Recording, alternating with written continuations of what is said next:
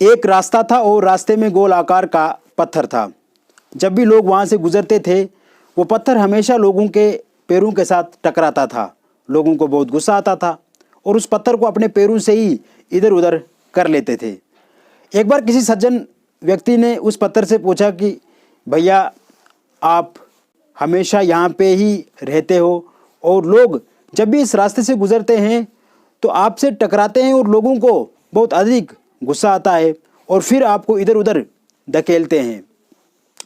पत्थर ने बड़े ही अच्छे तरीके से उस सज्जन व्यक्ति को उत्तर दिया। पत्थर ने कहा कि मैं कठोर हूँ, मैं सख्त हूँ। जब भी मैं लोगों से टकराता हूँ तो लोगों को पीड़ा होती है और इसीलिए लोग मुझे रास्ते से साइड करते हैं, रास्ते से इधर उधर धकेलते हैं। पत्थर ने फिर कहा कि अगर मैं नरम होता, कोमल होता तो ये लोग मेरे पे चढ़ करके आगे बढ़ते, फिर मुझे कभी भी इस रास्ते से नहीं हटाते।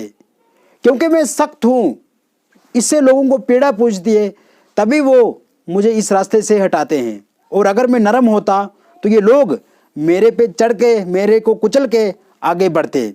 मित्रों, अक्सर हमारे जीवन में जब हम लोगों को उनकी सच्चाई बताते हैं या उनकी सच्चाई बताने की कोशिश करते हैं तो वो लोग हमें ही अपने जीवन से अलविदा कहने लगते हैं, क्योंकि सच सुनने के लिए इस जीवन में तैयार नहीं है। जब भी आप किसी को सच बोलोगे वो व्यक्ति आपको सख्त समझेगा, वो व्यक्ति आपको बोलेगा कि आप बुरी बातें कह रहे हो, यानी कि लोगों को आप उस पत्थर की तरह चुभने लगोगे, अपने मन में खटकने लगोगे। ऐसे में अनुशासन में जब भी आप रहते हैं, जब भी आप किसी को सच बताते हैं, उसकी सच्ची कहानी उसके सामने प्रस्तुत करते हैं, तब तब आपको कष्ट आते हैं।